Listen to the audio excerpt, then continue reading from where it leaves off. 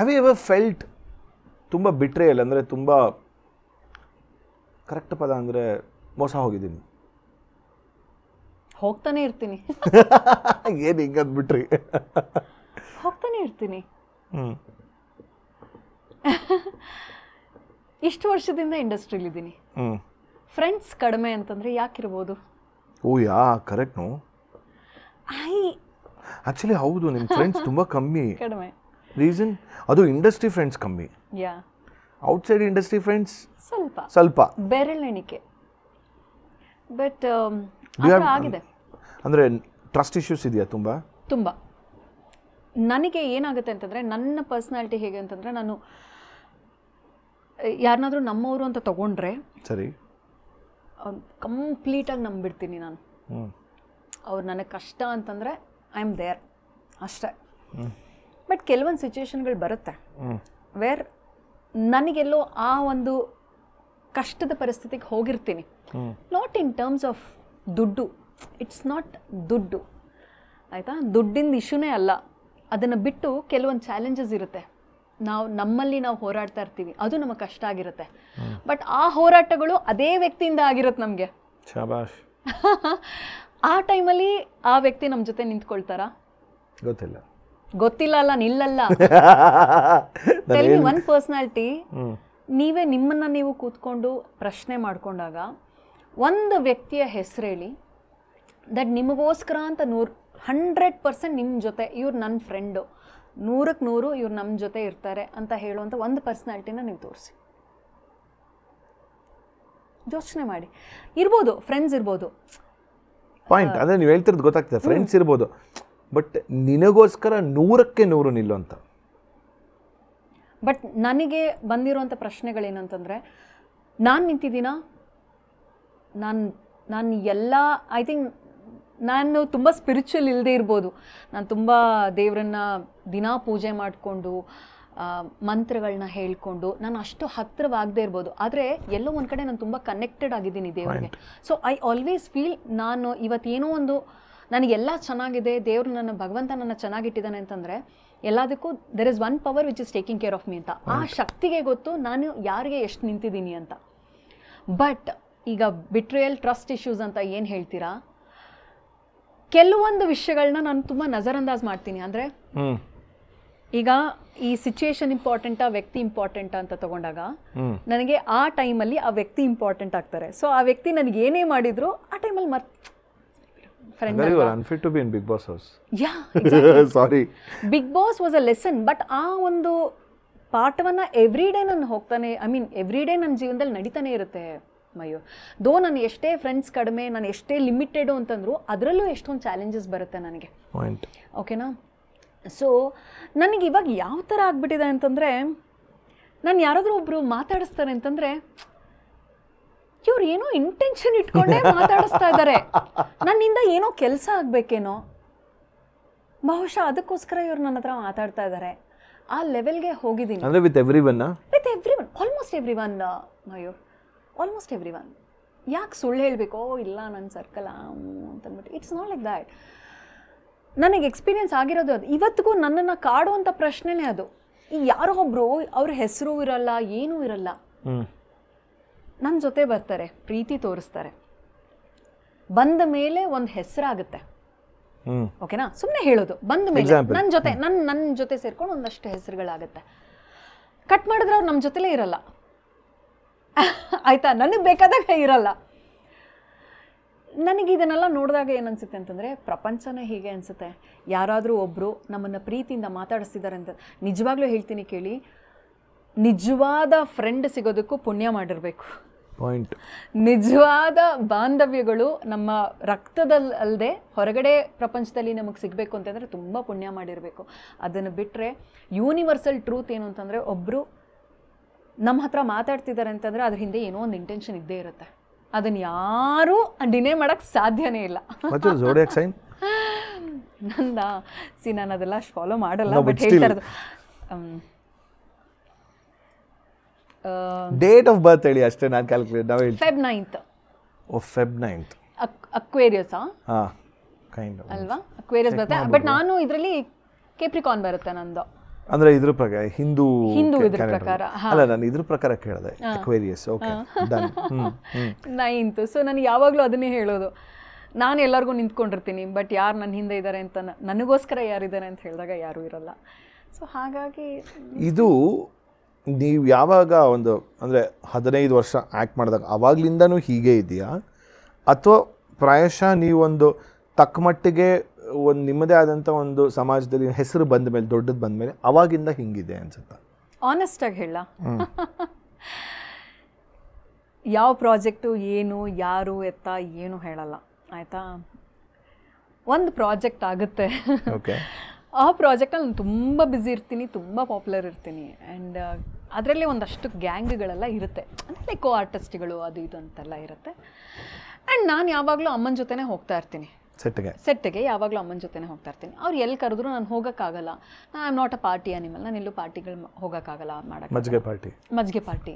And ನನಗೆ ಪಾರ್ಟಿಗಳು ಹೋಗೋಕ್ಕೆ ಟೈಮೂ ಇರ್ತಿರ್ಲಿಲ್ಲ, ಯಾಕಂದರೆ ಇರ್ತಿದ್ದೆ ನಾನು. ನನಗೆ 30 ದಿವಸನೂ ಸಾಲ್ತಾ ಇರಲಿಲ್ಲ, I use to be that busy. And ನಾನಿದ್ದೀನಿ ಎಲ್ಲೂ ಕ್ಯಾಮ್ರಾದಲ್ಲಿ ಹೇಳ್ಕೊಂಡಿಲ್ಲ, ನನಗೆ ಗೊತ್ತಿರೋಂಥ 1-2 ಮಾತ್ರ ಗೊತ್ತಿದೆ ಅಷ್ಟೇ ವಿಷಯ. ಪ್ಲೀಸ್ ಹೇಳಿ.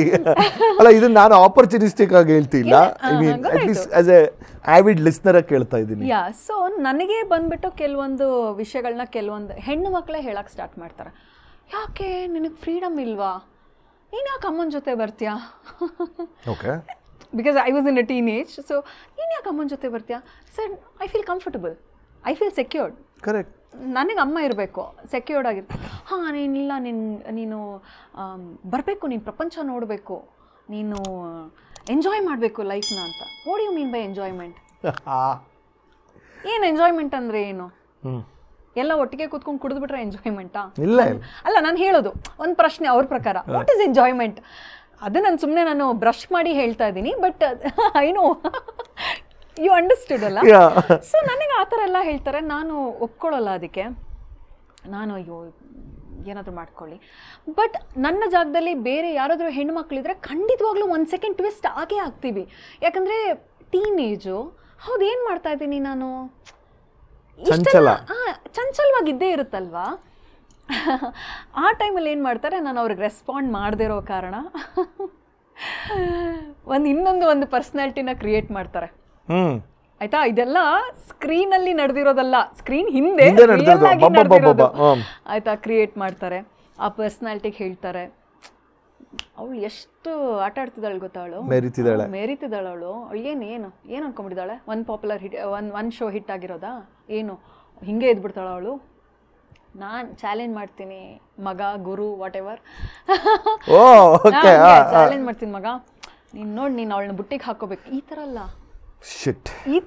ಆಯ್ತಾ. So that personality becomes close to me and my mother, and for this reason Ramachandra. ಎಷ್ಟು ಟೈಮ್ ಇರುತ್ತೆ ಜನರ ಹತ್ರ, ಯಾಕಂದರೆ ನಮ್ಮ ಮನೆಗಳಲ್ಲೇ ಹಾಸು ಹೊತ್ಕೊಳ್ಳೋಷ್ಟಿರುತ್ತೆ, ಅದನ್ನು ಬಿಟ್ಬಿಟ್ಟು ಬೇರೆಯವ್ರ ಮನೆ ನೋಡೋಷ್ಟು ಟೈಮ್ ಇಟ್ಕೊಂಡಿರ್ತಾರೆ ಅಂತಂದರೆ ಎಷ್ಟಿರುತ್ತೆ. ಬಟ್ ಆ ಥರದ್ದೆಲ್ಲ ಆಗುತ್ತೆ. ಆ್ಯಂಡ್ ಆ ವ್ಯಕ್ತಿ ಕೂಡ ನಮಗೆ ಕ್ಲೋಸ್ ಆಗ್ತಾರೆ. ಅದಾದಮೇಲೆ ಒಂದು ಫೈನ್ ಡೇ ಆ ವ್ಯಕ್ತಿ ಕಾಲ್ ಮಾಡ್ತಾರೆ. ನಾನು ಒಂದು ಅಷ್ಟು ತಿಂಗಳುಗಳ ಜರ್ನಿ ಆಗುತ್ತೆ. As a friend he becomes close to my entire family and all. ಆಮೇಲೆ ಒಂದು ದಿವಸ ಫೋನ್ ಮಾಡ್ತಾರೆ, ಎಲ್ಲಿದೆಯಾ ಹೇಳು, ನಾನು ಬರಬೇಕು ಅಂತ. ಏನಕ್ಕಪ್ಪ? ಇಲ್ಲ, ನಾನು ಬರಬೇಕು, ನಾನು ಮೀಟ್ ಮಾಡಲೇಬೇಕು ಅಂತ. ಅವ್ರ ಮನೆ ಎಲ್ಲೋ ಇರುತ್ತೆ, ನಮ್ಮ ಮನೆ ಎಲ್ಲೋ ಇರುತ್ತೆ. ಸರಿ ಅಂತ ಬರ್ತಾರೆ. ಬಂದಾಗ ಆ ವ್ಯಕ್ತಿ ಬಂದುಬಿಟ್ಟು, ಅಮ್ಮ ಇದ್ದಾರಾ ಅಂತ ಹೇಳ್ತಾರೆ. ಹ್ಞೂ ಇದ್ದಾರೆ. ಬಂದುಬಿಟ್ಟು ಒಂದು ಆಂಟಿ, ನಾನು ನಿಮ್ಮ ಹತ್ರ ಮಾತಾಡಬೇಕು. ನನ್ನ ಹತ್ರ ಮಾತಾಡಲ್ಲ, ಡೈರೆಕ್ಟಾಗಿ ಆಂಟಿ. ಏನು ಆಂಟಿ, ನಾನು ನಿಮ್ಮ ಹತ್ರ ಬಂದು ಸೇರ್ಕೊಂಡಿದ್ದು ಉದ್ದೇಶನೇ ಬೇರೆ. ಡೈರೆಕ್ಟಾಗಿ ಕನ್ಫೆಸ್ ಮಾಡ್ತಾನೆ ಆ ಮನುಷ್ಯ. ನಿಮ್ಮ ಹತ್ರ ಬಂದು ಸೇರ್ಕೊಂಡಿದ್ದು ಉದ್ದೇಶನೇ ಬೇರೆ ಆಂಟಿ. ದ್ಯಾಟ್ ನನಗೆ ಈ ಥರ ಒಂದು ಚಾಲೆಂಜ್ ಕೊಟ್ಟಿದ್ರು, ಒಂದು ಹುಡುಗಾಗೆ, ಚಾಲೆಂಜ್ ಮಾಡ್ತೀನೋ ಗೊತ್ತಲ್ಲ ನಿಮಗೆ, ಆ ಥರ ಲ್ಯಾಂಗ್ವೇಜಲ್ಲೆಲ್ಲ ಚಾಲೆಂಜ್ ಮಾಡ್ತಾರೆ. ಆದರೆ ನಾನು ನಿಮ್ಮ ಹತ್ರ ಬಂದು ಸೇರ್ಕೊಂಡ್ಮೇಲೆ ನನಗೆ ನೀವೇನು, ನಿಮ್ಮ ಮಗಳಿಗೆ ಏನು ವ್ಯಾಲ್ಯೂ ಕೊಡ್ತಾ ಇದ್ದೀರಾ, ಹೇಗೆ ಬೆಳೆಸ್ತಾ ಇದ್ದೀರಾ ಅನ್ನೋದು ನನಗೆ ಗೊತ್ತಾಯಿತು ಆಂಟಿ. ನಾನು ಬಂದಿದ್ದ ಉದ್ದೇಶ ನಿಜ ಇದೆ, ಆದರೆ ಇಲ್ಲಿ ಬಂದು ಸೇರ್ಕೊಂಡ್ಮೇಲೆ ನನಗೆ ಅದು ಯಾವ ಉದ್ದೇಶನೂ ಇಲ್ಲ ಆಂಟಿ, ನನಗೆ ಕ್ಷಮಿಸಿ, ಇನ್ನು ಮೇಲೆ ನಾನು ನಿಮ್ಮ ಫ್ಯಾಮಿಲಿಗೆ ನಿಂತ್ಕೊಳ್ತೀನಿ ಅಂತ ಹೇಳ್ತಾರೆ. ನನಗೆ ಪ್ರಪಂಚ ಐ ಡೋಂಟ್ ಕೇರ್ ಆಂಟಿ, ಇನ್ಮೇಲೆ ನಾನು ನಿಮ್ಮ ಫ್ಯಾಮಿಲಿಗೆ ನಿಂತ್ಕೊಳ್ತೀನಿ ಅಂತ ಹೇಳ್ತಾರೆ. No, I mean it just ಅದು ಬೇರೆ ಆ ಫೇಸ್ ಆಯಿತು. ಬಟ್ ಹೇಳೋದು ಆ ಥರ ನಿಂತ್ಕೊಳ್ತಾರೆ. ಸೊ ಅವಾಗ ನನಗನ್ಸುತ್ತೆ, ನನ್ನ ಜೊತೆನೇ ಕೂತಿರ್ತಾರೆ, ನನ್ನ ಜೊತೆನೇ ಊಟ ಮಾಡ್ತಾರೆ, ಒಂದೇ ಪ್ಲೇಟಲ್ಲಿ ಊಟ ಮಾಡೋಕ್ಕೆ ಬರ್ತಾರೆ, you very close to me ಅಂತ ಹೇಳ್ತಾರೆ. ಬಟ್ ನನ್ನ ಹಿಂದೆ ಏನೋ ಒಂದು ಸನ್ಸ್ ಮಾಡ್ತಾ ಇರ್ತಾರೆ. ಆ್ಯಂಡ್ ಇದು ಯಾವುದೂ ಟಿ ವಿಗೆ ಬರೋವಂಥದ್ದಲ್ಲ, ರಿಯಲ್ ಲೈಫಲ್ಲಿ ಆಗಿರೋದು. ಆವಾಗ ನಾನು ಡಿಸೈಡ್ ಮಾಡ್ತೀನಿ ರಿಯಾಕ್ಷನ್. ಅವಾಗ ಏನು ರಿಯಾಕ್ಟ್ ಮಾಡಲಿ? I was in shock. I was completely in shock. I didn't know. And ಆ ಟೈಮಲ್ಲಿ ತುಂಬ ನೈವ್ ಆಗಿರ್ತೀವಲ್ವ ನಾವು, ನಮಗೆ ಎಲ್ಲನೂ ಬೇಕು ಅನ್ನಿಸ್ತಾ ಇರುತ್ತೆ. ಆ ಒಂದು ಕನ್ಫ್ಯೂಷನಲ್ಲಿರ್ತೀವಿ, ಇದು ಬೇಕಾ ಇದು ಬೇಡವಾ ಅನ್ನೋ ಕನ್ಫ್ಯೂಷನಲ್ಲಿರ್ತೀವಿ. ಆ ಟೈಮಲ್ಲಿ ನನಗೆ ಅನಿಸಿದ್ದು ತುಂಬ ದೊಡ್ಡ ಮಟ್ಟದಲ್ಲಿ. But I am sorry to cut you, but don't you think so at least he was being honest? He was very honest and I was friends. ನಾನು ಫ್ರೆಂಡಾಗೇ ಇದ್ದೆ. ಅದಾದಮೇಲೆ ಐ ಅಕ್ಸೆಪ್ಟೆಡ್ ಇಸ್ ಸಾರಿ. ನಾನು ಅಕ್ಸೆಪ್ಟ್ ಮಾಡಿದ್ವಿ ಆ್ಯಂಡ್ ಹಿ ವಾಸ್ ದೇರ್. ಖಂಡಿತವಾಗ್ಲೂ ಇದ್ರು. But ನಾ ಹೇಳಿದ್ದು ಬೇರೆ, ಅವ್ರನ್ನ ಯಾರು ಕುಮ್ಮಕ್ಕೆ ಕೊಟ್ಟು ಕಳಿಸಿದ್ರು ಅವರೆಲ್ಲ ಹೆಣ್ಮಕ್ಳು, ಹೆಣ್ಮಕ್ಳ ಜೊತೆ ಒಂದಷ್ಟು ಗಂಡು ಮಕ್ಕಳು. ಸೊ ನನಗೆ ಅವಾಗ ಅನಿಸಿದ್ದು, ಯಾರನ್ನ ನಂಬ್ತೀರಾ ನೀವು? ಪ್ರಪಂಚನೇ ಹೀಗೆ ಜೊತೆಲೇ ಇದ್ಕೊಂಡು ಹೀಗೆ ಮಾಡ್ತಾರೆ ಅಂತಂದರೆ ದಟ್ಸ್ ವೆನ್ ಐ ಸ್ಟಾಪ್ಡ್. ನನಗೆ ಯಾರು ಫ್ರೆಂಡ್ಸ್ ಬೇಡ. That was one era that ಆಯಿತು, ಸಾಕು ನನಗೆ. ಈಗ ನಿಮ್ಮ ಇಂಡಸ್ಟ್ರಿಲಿ ಯಾರು ನಿಮಗೆ ಬೆಸ್ಟ್ ಫ್ರೆಂಡ್ಸ್ ಅಂತ ಯಾರು ಅಂತ ಹೇಳ್ತೀರಾ? ಬೆರಳೆಣಿಕೆಲು ಟು ನೇಮ್ ಎ ಫ್ಯೂ ಅಂದರೆ, okay this person of course apart from your husband. Then I know you're going to say, ನಾನು ಅದಕ್ಕೆ ಹೇಳಿದೆ husband is my best friend ಅನ್ನೋದು ಓಕೆ. ಬಿಟ್ಟು if I have to go back to this person ಅಂದರೆ like ನನ್ನ irrespective 3 ಗಂಟೆ 3 AM also I can call this 3 AMಗೆ Kiran of course. ಅದನ್ನು ಬಿಟ್ಟು ತುಂಬ ಬೆರಳೆಣಿಕೆ ಎಷ್ಟು ಇಂಡಸ್ಟ್ರಿ ಅಂತ ತೊಗೊಂಡ್ರು ತುಂಬ ಬೆರಳೆಣಿಕೆ ಅಷ್ಟೇ ಜನ. ಬೆರಳೆಣಿಕೆನೂ ಅಲ್ಲ, ಕೌಂಟೇಬಲ್. ನಾನು ದಿವ್ಯಾ ನಿಮಗೆ ಗೊತ್ತಿರ್ಬೋದು. Divya is one friend. And ನಾನು ಎಲ್ಲರನ್ನೂ ಹೇಗೆ ಕನ್ಸಿಡರ್ ಮಾಡ್ತೀನಿ ಅಂತಂದರೆ ಕಲೀಗ್ಸ್ ಅಂತ ಕನ್ಸಿಡರ್ ಮಾಡ್ತೀನಿ ಹೊರತು ಫ್ರೆಂಡ್ಸ್ ಅಂತ ನನ್ನ ಆ ಝೋನ್ಗೆ ಕರ್ಕೊಳ್ಳೋದು ತುಂಬ ಕಷ್ಟ, ಟೈಮ್ ತೊಗೊಳುತ್ತೆ. ಅದನ್ನು ಬಿಟ್ಟು ಫ್ಯಾಮಿಲಿಗೆ ಅಂತ ನನ್ನ ಇಡೀ ಫ್ಯಾಮಿಲಿಗೆ ಒಂದು ತುಂಬ ಒಳ್ಳೆಯ ಫ್ರೆಂಡ್ ಆಗಿರೋದು ಅರ್ಜುನ್ ಜನ್ಯ ಅವರಿದ್ದಾರೆ. Is a very nice personality. And ಒಂದು ಎಲ್ಲ ಫಿಗರ್ ಆಗಿ ಒಂದು ಫಾದರ್ಲಿ ಫಿಗರ್, ಒಂದು great friend. It's Divya and Arjun ಅವರು. And I have couple of friends. But ಈಗ ಸಡನ್ನಾಗಿ ನೀವು ಹೆಸರು ಬಟ್ ಇಷ್ಟು ಅಬ್ಸರ್ವ್ ಮಾಡ್ತಿರ್ಬೇಕಾದ್ರೆ ಈ ಥರ ಒಂದು ಈ ಫ್ರೆಂಡ್ಶಿಪ್ಪು ಅಥವಾ ಟ್ರಸ್ಟು ಬಿಟ್ರೇಯಲ್ಲು ಅಂತಂದಾಗ ಎಮೋಷನ್ಸ್ಗಳು ತುಂಬ ವೇರಿ ಆಗ್ತಿರುತ್ತಾ ಆ್ಯಸ್ ಹ್ಯೂಮನ್? ಡೆಫಿನೆಟ್ಲಿ ವೇರಿ ಆಗುತ್ತೆ. ಒಂದೊಂದು ಸಲ ಅನಿಸುತ್ತೆ ಇದು ಯಾಕೆ ನನಗೆ ಆಗ್ತಾ ಇದೆ ಅಂತ. ಐ ಆಮ್ ಶೋರ್ ಈ ಪ್ರಶ್ನೆ ಎಲ್ಲರನ್ನೂ ಕಾಡುತ್ತೆ, ಡಿಫ್ರೆಂಟ್ ಲೆವೆಲಲ್ಲಿ ಕಾಡುತ್ತೆ. ಇದು ಯಾಕೆ ನನಗೆ ಆಗ್ತಿದೆ? ನಾನು ಬೇರೆಯವ್ರ ಥರ ಇದ್ದಿದ್ರೆ ಸರಿ ಇರ್ತಿದ್ದು ನೀನು, ನಾನು ಬೇರೆಯವ್ರ ಥರ ದೋಖಾ ಮಾಡ್ಕೊಂಡಿದ್ದಿದ್ರೆ ಸರಿ ಇರ್ತಿದ್ದು ನೀನು. ಇದೆಲ್ಲ ಪ್ರಶ್ನೆಗಳು ಕಾಡುತ್ತೆ. ಆಮೇಲೆ ಒಂದೊಂದು ಸಲ ಅನಿಸುತ್ತೆ ಓಕೆ 5 ಬೆರಳು ಒಂದೇ ಥರ ಇರಲ್ಲ ಮಯೂರ್. ಒಂದೇ ಮನೆಯಲ್ಲಿ 4 ಗೋಡೆ ಮಧ್ಯೆ ಯಾರೂ ಒಂದೇ ಥರ ಇರಲ್ಲ. ಅಪ್ಪ ಅಮ್ಮನೇ ಬೇರೆ ಥರ ಇರ್ತಾರೆ, ಜೊತೇಲಿ ಹುಟ್ಟಿದವ್ರು ಬೇರೆ ಥರ ಇರ್ತಾರೆ. ನನ್ನ ಪರ್ಸ್ಪೆಕ್ಟಿವ್ ನನ್ನ ತಮ್ಮನಿಗೆ ಇಷ್ಟ ಆಗಲ್ಲ, ನನ್ನ ತಮ್ಮನ ಪರ್ಸ್ಪೆಕ್ಟಿವ್ ನನಗೆ ಇಷ್ಟ ಆಗಲ್ಲ, ನನ್ನ ಪರ್ಸ್ಪೆಕ್ಟಿವ್ ನಮ್ಮ ಅಮ್ಮಂಗೆ ಇಷ್ಟ ಆಗಲ್ಲ, ಅಪ್ಪಂಗೂ ಇಷ್ಟ ಆಗಲ್ಲ.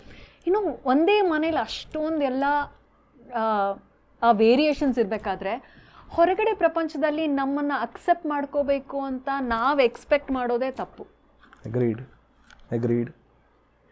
ಸೊ ಹಾಗಾಗಿ ನಾನೇನು ಮಾಡ್ತೀನಿ ಅಂತಂದರೆ, ನಾನಿಷ್ಟೇ, ನಂದಿಷ್ಟೇ ಗೂಡು. ಆ ಗೂಡಲ್ಲಿ ಬರಬೇಕು ಅಂತಂದರೆ ತುಂಬ ಟೈಮ್ ತೊಗೊಳ್ತೀನಿ. ಅಥವಾ ಆ ಗೂಡಲ್ಲಿ ಒಬ್ಬರನ್ನ ಕರ್ಕೋಬೇಕು ಅಂತಂದರೆ ತುಂಬ ಟೈಮ್ ತೊಗೊಳ್ತೀನಿ. ತೊಗೊಂಡ್ಮೇಲೆ ಹಿಂಗೆ ಹಿಡ್ಕೊಳ್ತೀನಿ, ತೊಗೊಂಡ್ಮೇಲೆ ಗಟ್ಟಿಯಾಗಿ ಹಿಡ್ಕೊಳ್ತೀನಿ. ಹಿಡ್ಕೊಂಡ ಮೇಲೆ ಅದು ಏನೇ ಸಿಚುವೇಶನ್ ಬಂದರೂ ಹಿಂಗೆ ಬಿಟ್ಟು ಹೋಗೋಕ್ಕಾಗಲ್ಲ. But there were situations, but ಹಿಂಗಿರುವಂಥ ಟೈಮಲ್ಲೂ ಬಿಟ್ಟು ಹೋಗುವಂಥ ಪರಿಸ್ಥಿತಿಗಳು ಬಂದಿದೆ. ಬಟ್ ಒಂದು ಸಲ ಬಿಟ್ಟ ಮೇಲೆ ಮತ್ತೆ ನಾನು ಐ ಡೋಂಟ್ ಗೆಟ್ ಬ್ಯಾಕ್. ಈ ಥರ ನಿಮ್ಗೆ ಬಿಟ್ರೇಯಲ್ಲು ಈ ಥರ ಟ್ರಸ್ಟ್ ಇಶ್ಯೂಸ್ಗಳಾದಾಗ ನಾನು ಕೇಳ್ತಿರೋದು, you will be usually submissive ಜಾಸ್ತಿ ಅಂತಂದರೆ ಡಿಫೆನ್ಸಿವ್ ಆಗಿ ಹೊರಗಡೆ ಬರುತ್ತಾ ಅಥವಾ ಅಗ್ರೆಸಿವ್ ಇರುತ್ತಾ ನಿಮ್ಮ ಟೋನ್ಗೆ? ಅಂದರೆ ಇನ್ ಜನರಲ್ ಕೋಪ ಬರುತ್ತಾ? ತುಂಬ ಹತ್ತಿರದವರಾದರೆ ಕೋಪ ಬರುತ್ತೆ, ಖಂಡಿತವಾಗ್ಲೂ ಬರುತ್ತೆ. ತುಂಬ ಹತ್ತಿರದವರಾದರೆ ಎಷ್ಟಾಗುತ್ತೋ ಅಷ್ಟು ತಡಿತೀನಿ. ಬಟ್ ಯಾವಾಗ ಅದು ಅರ್ಥನೇ ಆಗ್ತಿಲ್ಲ, ನಾವು ಏನಕ್ಕೆ ಕೋಪ ಮಾಡ್ಕೊಳ್ತೀವಿ ಹೇಳಿ? ಏನಕ್ಕೆ ಟೋನ್ ಜಾಸ್ತಿ ಮಾಡಿ ಮಾತಾಡ್ತೀವಿ ಹೇಳಿ? ವೆನ್ ವಿ ಗೆಟ್ ಅಪ್ಸೆಟ್ ಅಥವಾ ನಮ್ಮ ರೀತಿಲಿ ಆಗದೆ ಇರೋದಕ್ಕೆ. ಸಿಂಪಲ್.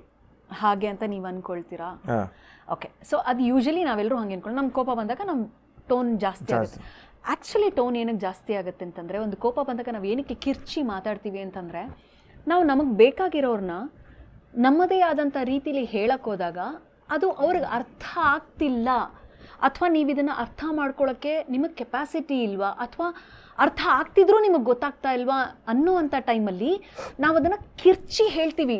ಲೈಕ್ ಯುನೋ, ಅರ್ಥ ಮಾಡ್ಕೋ, this is what I want. That is anger. ನಮಗೆ ಬೇಕಾಗಿರೋದನ್ನು ಅಥವಾ ನಮಗೆ ಕನ್ವೆ ಮಾಡಬೇಕು ಅಂತಿರೋದನ್ನು ಅವರು ಅರ್ಥ ಮಾಡ್ಕೊಳ್ತಿಲ್ಲ, ಅಥವಾ ಅರ್ಥ ಮಾಡ್ಕೊಳ್ಳೋ ವಿಷಯದಲ್ಲಿ ಫೇಲ್ ಆಗ್ತಿದೆ, ಅಥವಾ ಅರ್ಥ ಮಾಡಿಕೊಂಡ್ರು ಮಾಡ್ಕೊಂಡಿಲ್ಲ ಅಂತ ಆ್ಯಕ್ಟ್ ಮಾಡ್ತಿದ್ದಾರೆ ಅನ್ನೋದು ಗೊತ್ತಾದಾಗ ನಾವು ಮತ್ತೆ ಅದೇ ಟೋನಲ್ಲಿ ಇಲ್ಲದೆ ಕಿರ್ಚಿ ಹೇಳ್ತೀವಿ, ಕೇಳಿಸ್ಕೋ, this is what I wanted to tell you, this is how it is, ಅರ್ಥ ಮಾಡ್ಕೊತ ಕಿರ್ಚಿ ಹೇಳ್ತೀವಿ.